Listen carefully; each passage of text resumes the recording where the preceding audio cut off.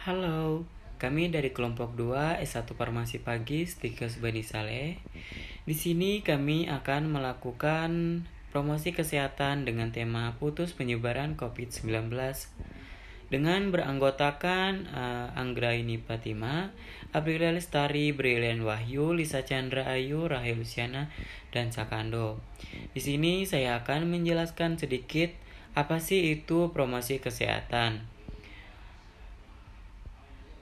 Promosi kesehatan adalah upaya untuk meningkatkan kemampuan masyarakat melalui pembelajaran dari, oleh, untuk, dan bersama masyarakat, agar mereka dapat menolong diri sendiri serta mengembangkan kegiatan yang bersumber daya masyarakat, sesuai sosial budaya setempat dan didukung kebijakan publik yang berwawasan kesehatan. Tujuan promosi kesehatan yang pertama itu masyarakat mampu memelihara dan meningkatkan kesehatan mereka. Yang kedua, menciptakan suatu keadaan yaitu perilaku dan lingkungan yang kondusif bagi kesehatan. Baik, kita akan melakukan promosi kesehatan secara online yang akan dilakukan oleh kelompok saya. Sebelumnya terima kasih untuk teman-teman yang sudah menyempatkan waktunya untuk bergabung. Assalamualaikum warahmatullahi wabarakatuh. Selamat malam, salam sejahtera untuk kita semua. Shalom. Kami dari mahasiswa Stikes Bani Saleh semester 7 yang beranggotakan Anggraini Fatimah, Aprilia Lestari, Brilian Wahyu Purwaningrum, Lisa Ayu Chandra, Rahel Luciana, dan Sakando. Di sini kami akan memulai webinar atau sekedar memberikan promosi kesehatan tentang bagaimana sih cara pemutusan rantai COVID. Mungkin teman-teman di sini udah pada tahu ya apa itu COVID, gimana sekarang Indonesia lagi benar-benar menghadapi pandemi yang udah hampir 2 tahun belum selesai. Untuk tahu lebih dalamnya nanti kita akan dibimbing oleh 3 pemateri, yaitu yang pertama ada Anggraini Fatimah, kemudian yang kedua ada Aprilia Lestari, yang kedua yang ketiga ada Rahel Luciana.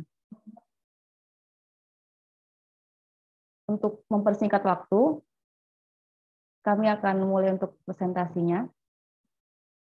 Mungkin Brilian bisa membagikan materi hari ini. Untuk teman-teman dipersiapkan ya, nanti ada door prize-nya. Assalamualaikum warahmatullahi wabarakatuh. Kami di sini akan mempresentasikan tentang putus penyebaran COVID-19. Oke, kita di sini menjelaskan tentang COVID-19 itu apa sih? Nah, kan COVID-19 itu pertama kali ditemukan itu di Wuhan, di Tiongkok itu pada akhir tahun 2019, yaitu bulan Desember. Nah, masuknya ke Indonesia itu pada awal tahun 2020 di bulan Maret. Wabah ini disebabkan oleh virus coronavirus, varian baru yaitu SARS-CoV-2. Kemudian penyakit ini dinamakan dengan coronavirus disease 2019 atau COVID-19. Menurut data WHO, saat ini sudah 69 negara telah terjangkit virus tersebut. Kemudian bagaimana sih cara pencegahan agar kita tidak terkena COVID-19 ini? Yang pertama, kita harus memakai masker, kemudian mencuci tangan. Biasanya mencuci tangan itu kurang lebih 20 detik, kemudian menjaga jarak dan mengikuti vaksinasi. Nah, di sini ada cara menggunakan masker yang baik. Yang pertama itu tutup mulut, hidung, dan dagu Anda. Pastikan bagian masker yang berwarna berada di bagian bawah, kemudian tekan bagian atas masker supaya mengikuti bentuk hidung Anda, dan tarik ke belakang di bagian bawah dagu, kemudian lepas masker yang telah digunakan dengan hanya memegang tali, dan langsung membuang ke tempat sampah, tidak memegang di bagian tengah maskernya. Kemudian setelah selesai menggunakan masker, kita harus cuci tangan dengan menggunakan sabun, dan masker tersebut harus dibuang ke tempat sampah. Dan ini cara cuci tangan yang baik. Yang pertama itu basahi tangan seluruhnya dengan air bersih, kemudian digunakan sabun, digosokkan ke telapak tangan, punggung tangan, dan sela-sela jari. Kemudian bersihkan bagian bawah kuku-kuku, kemudian bilas dengan air bersih mengalir, kemudian dikeringkan dengan menggunakan handuk atau tisu. Slide selanjutnya akan dijelaskan oleh Aprilia Lestari. Baik, untuk selanjutnya yaitu adalah menjaga jarak. Menjaga jarak ini adalah salah satu upaya untuk pencegahan penyebaran COVID-19 ya. Untuk jaraknya biasanya itu 1 meter. Selanjutnya, Wahyu. Vaksinasi COVID-19 adalah salah satu upaya pemerintah untuk menangani masalah pandemi COVID-19. Vaksinasi COVID-19 bertujuan untuk meningkatkan kekebalan kelompok atau herd immunity agar masyarakat menjadi lebih produktif dalam melakukan aktivitas.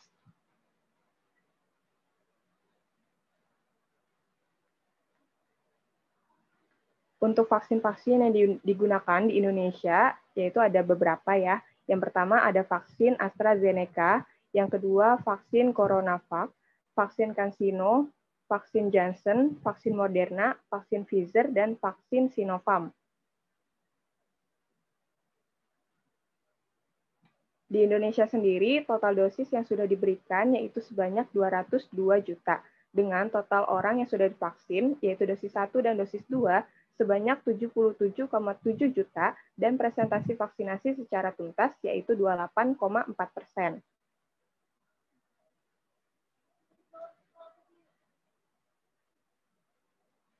Karena persentase vaksinasi yang masih rendah di Indonesia, maka pemerintah melakukan berbagai upaya untuk mencapai target vaksinasi.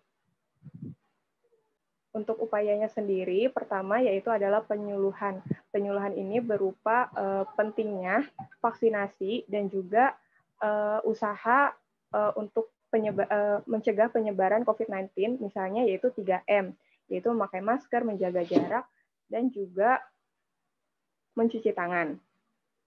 Selanjutnya, yang kedua adalah mempermudah akses vaksin. Salah satu cara untuk mempermudah akses vaksin yaitu adalah pendaftaran tanpa memandang domisili sesuai KTP. Lonjakan angka masyarakat yang terpapar COVID membuat warga masyarakat menjadi khawatir. Masyarakat memilih jalan untuk melakukan vaksin sebagai benteng diri mereka supaya terhindar dari paparan COVID-19. Peningkatan angka kematian yang disebabkan oleh COVID-19 juga menjadi salah satu pilihan masyarakat untuk melakukan vaksin.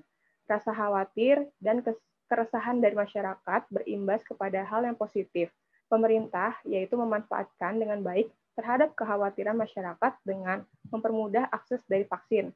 Pemerintah memberikan kelonggaran dan kemudahan bagi masyarakat yang ingin melakukan vaksin, salah satunya dengan melakukan pendaftaran tanpa surat domisili atau sesuai dengan KTP-nya. Selanjutnya,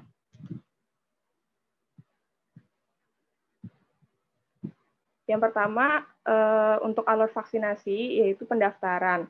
Peserta biasanya menunjukkan etiket untuk verifikasi data dilakukan dengan menggunakan aplikasi P-Care. Selanjutnya di meja kedua yaitu adalah screening, yaitu petugas kesehatan melakukan anamnesa dan pemeriksaan fisik sederhana untuk melihat kondisi kesehatan dan mengidentifikasi kondisi penyerta atau komorbid. Screening dilakukan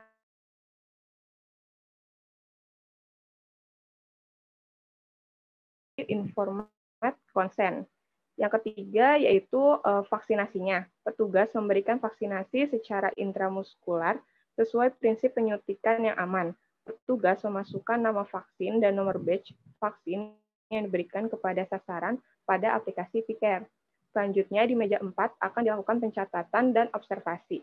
Petugas mencatat hasil pelayanan vaksinasi ke dalam aplikasi P-Care. Sasaran diobservasi selama 30 menit untuk memonitor kemungkinan KIPI. Petugas memberikan penyuluhan tentang 3M dan vaksinasi COVID-19, dan peserta mendapatkan kartu vaksinasi elektronik.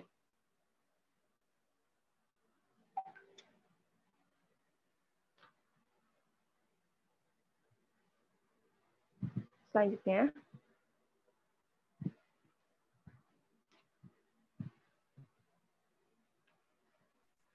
Selanjutnya yaitu adalah peringatan.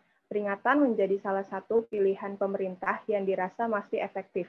Peringatan dapat berupa pemberian vaksin bulan berikutnya, yaitu dikenakan biaya, sehingga hal ini menjadi motivasi masyarakat untuk segera melakukan vaksin karena belum berbayar. Vaksin gratis memiliki daya tarik tinggi bagi masyarakat. Selain itu, masyarakat juga mendapatkan desakan untuk melakukan vaksin karena segala layanan pemerintah bukti telah melakukan vaksin menjadi syarat utama. Hal ini sudah diterapkan baik di tempat umum maupun di tempat pelayanan pemerintah, bahwa syarat untuk bisa mengurus segala sesuatu adalah tanda telah vaksin berupa kartu atau sertifikat.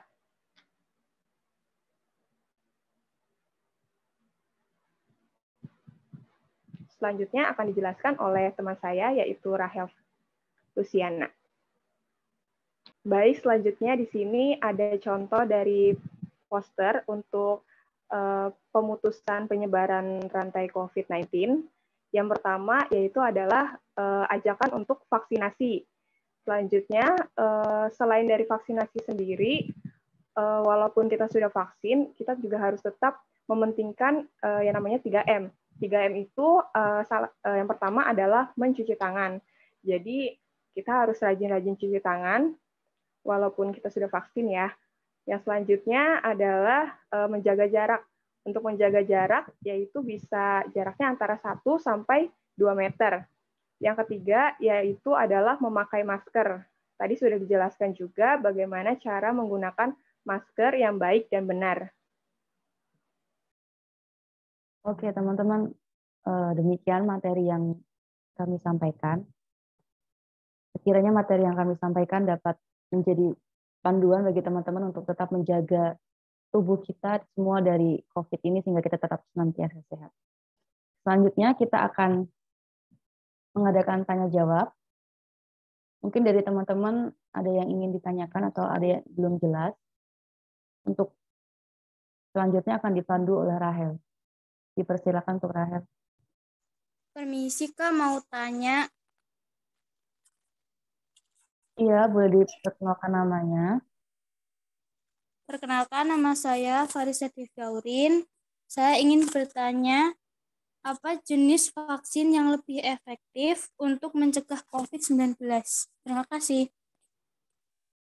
Oke, terima kasih. Ada satu pertanyaan lagi, dipersilakan untuk teman-teman serta yang hadir. Sebelumnya saya akan menjawab pertanyaannya. Jadi pertanyaannya, apa jenis vaksin yang lebih efektif untuk mencegah COVID-19 ya? Jadi semua vaksin COVID-19 itu efektif untuk mencegah penularan virus. Karena efektivitas vaksin tergantung dari respon tubuh masing-masing. Selain itu, jenis-jenis vaksin COVID-19 yang membedakan adalah metode dan materi genetika penyusun vaksin. Agar efektif, bisa diimbangi dengan pola hidup bersih dan sehat, melakukan protokol kesehatan lain seperti mencuci tangan dengan baik dan benar, menggunakan masker dengan baik dan benar, menjaga jarak serta menghindari kerumunan.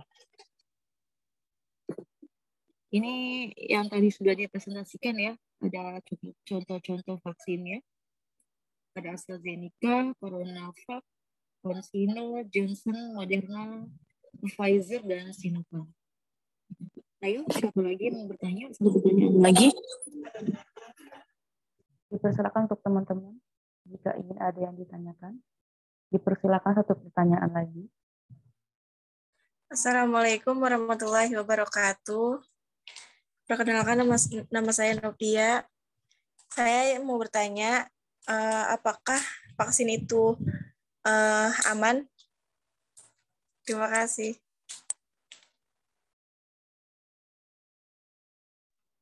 Baik, terima kasih untuk Saudara Novia. Saya akan menjelaskan apakah vaksin COVID-19 itu aman atau tidak. Jawabannya adalah aman, karena telah terbukti melalui jurnal penelitian yang telah dilakukan, contohnya vaksin Sinovac, Badan Pengawasan Obat dan Makanan atau BPOM, serta Emergency Use Authorization atau EUA telah memberikan izin atas penggunaan keamanan serta halal atau tidaknya vaksin Sinovac. Pertama adalah efikasi Berdasarkan uji klinis fase 3 yang telah dilakukan di Bandung, vaksin Sinovac memiliki tingkat efikasi sebesar 65,3%. Angka ini sudah memenuhi syarat yang telah ditetapkan oleh WHO. Yang kedua adalah efek sampingnya. Dikatakan jika vaksin Sinovac buatan Cina ini tidak memiliki efek samping yang serius. Yang ketiga, halal. Berdasarkan fatwa MUI pada 11 Januari 2021, vaksin Sinovac dinyatakan suci dan halal. Selain itu, vaksin ini dapat digunakan oleh umat Islam selama keamanannya terjamin. Yang keempat adalah reaksi. Sesaat setelah divaksin, akan ada beberapa reaksi seperti kemerahan, demam, nyeri otot, sakit kepala, dan lain sebagainya. Jika reaksi yang ditimbulkan lebih dari 3 hari tidak membaik, segera periksa ke dokter. Gimana? Bagaimana untuk setiap penanya, apakah sudah jelas untuk pertanyaannya sudah terjawab atau belum? Teh Novia? Sudah jelas, terima kasih. Ya, sama-sama. Oke. Tadi kan sudah mendengarkan pemaparan materi yang sudah disampaikan oleh teman-teman. Sekarang gantian dari panitia nih untuk menguji pemahaman teman-teman tentang materi malam ini. Ada beberapa pertanyaan. Yang pertama itu tentang apa sih COVID-19? Yang kedua, pengertian vaksin dan macam-macam vaksin COVID-19 itu apa? Yang terakhir ada upaya apa untuk mencegah COVID-19?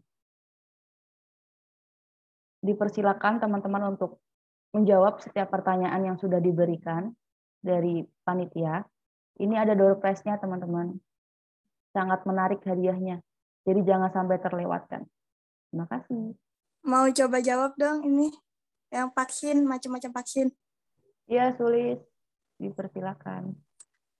Vaksin itu ada 7 macam yang digunakan. Yang pertama itu ada vaksin AstraZeneca, vaksin CoronaVac, vaksin CanSino, vaksin Janssen, vaksin Moderna, vaksin Pfizer, sama vaksin Sinopharm. Udah. Iya, Sulis. Terima kasih. Tepuk tangan dong untuk Sulis. Kak, saya mau jawab yang bagaimana upaya pencegahan COVID-19. Iya, dipersilakan untuk Parisa. COVID-19 itu dapat dicegah dengan cara mencuci tangan, menggunakan sabun dengan air mengalir, terus menggunakan masker di tempat umum, menjaga jarak minimal 1 meter, terus diusahakan menghindari kerumunan. Sekian, terima kasih. Oke, terima kasih untuk Parisa. Jawabannya sudah tepat ya.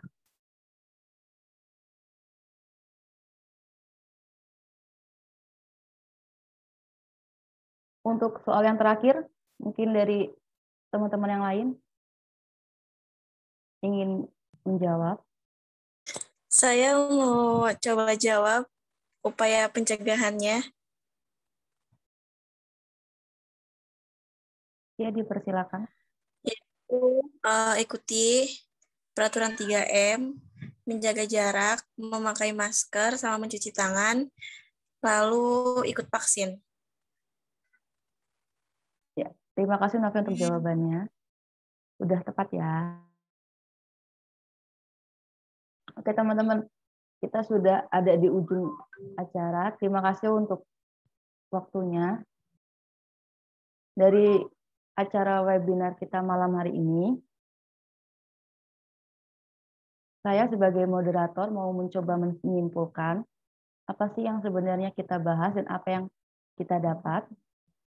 Dari materi yang sudah dipaparkan, dapat disimpulkan bahwa COVID-19 dapat dicegah dengan cara melakukan vaksinasi dan mematuhi protokol kesehatan sudah digencarkan oleh pemerintah.